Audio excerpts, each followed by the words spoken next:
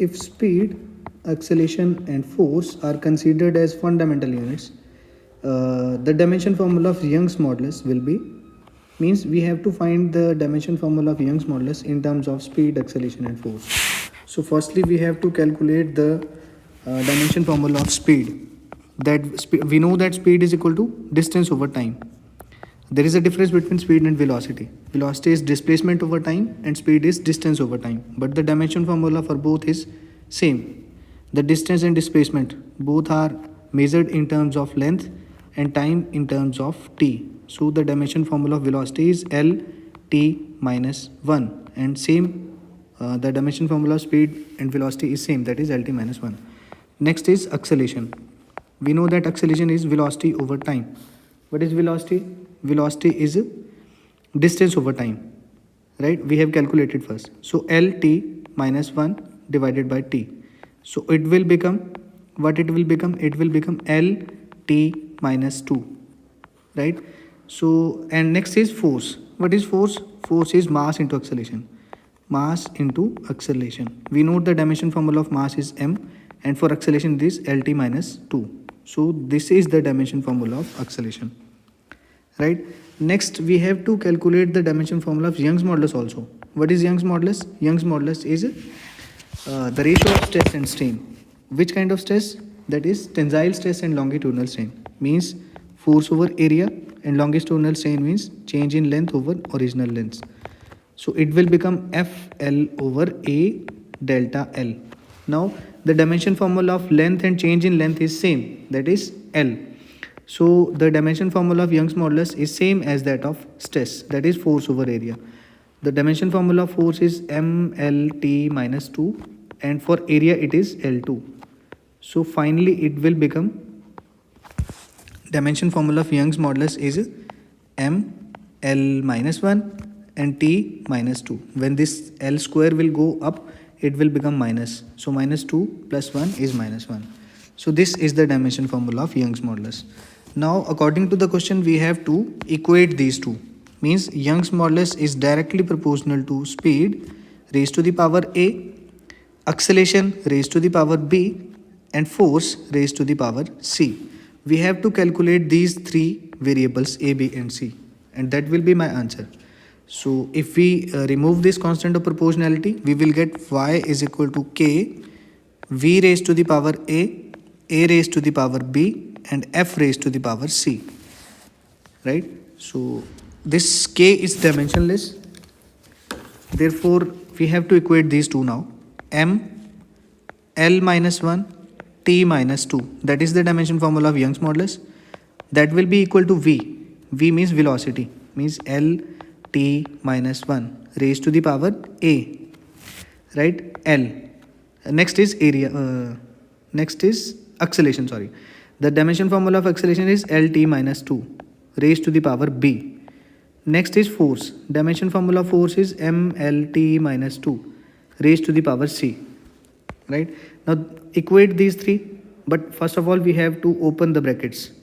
That means L raised to the power A, T raised to the power minus A, L raised to the power B, T raised to the power minus 2B, M raised to the power C, L raised to the power C, and T raised to the power minus 2C. Now arrange these in terms of M, L and T. The dimension formula of M will become, here is M, so that is C. L is here, here and here. So L raised to the power A, when bases are same, power get added, plus B plus C. Next is T. T raised to the power T here minus A, T raised to the power minus 2B, and T raised to the power minus 2C, right? So now we can equate M, L and T. M raised to the power 1, L raised to the power minus 1, T raised to the power minus 2, right? So if we equate powers of M, then we will find C is equal to 1, right?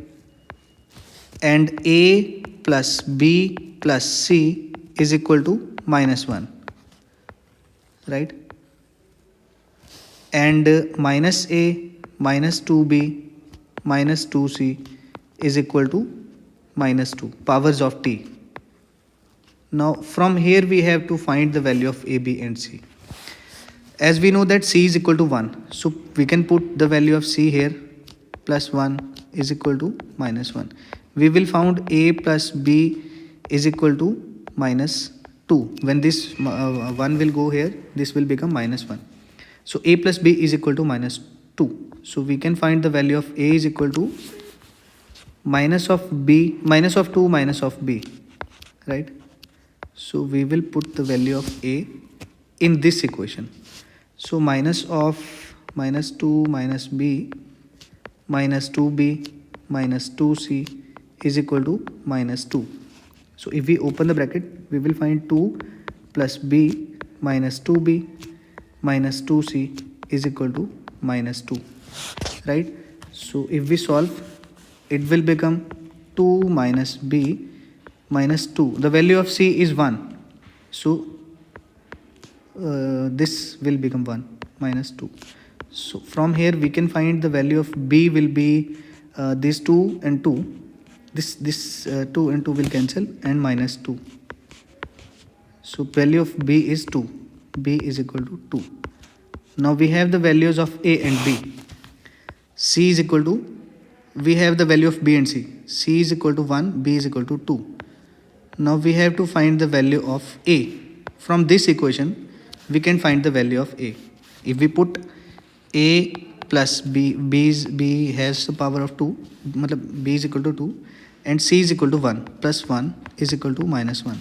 From here we can find a is equal to minus of 1 minus of 3. So it will become a is equal to minus of 4. Now we can find a has the power minus 4, a is equal to minus 4, b is equal to 2, and c is equal to 1, right? So put these a, b, c, value of a, b, c in our basic equation. What was our basic equation? That we have considered firstly, v raised to the power a, that is minus 4. From here, a raised to the power b, b is 2, and f raised to the power c, c means 1. So v raised to the power minus 4 and a raised to the power 2 and f raised to the power 1. So option number D will be correct.